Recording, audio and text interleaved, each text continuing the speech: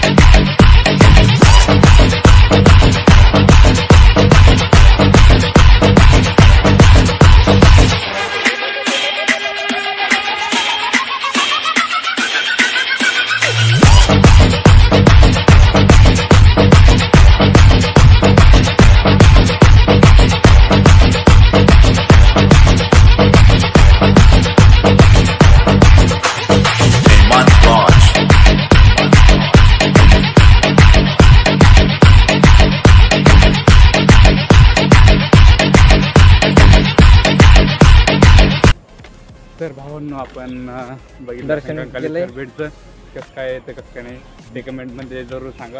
आणि आपण जर बीडमध्ये असलात तर बीडकर म्हणून नक्की कमेंट करा।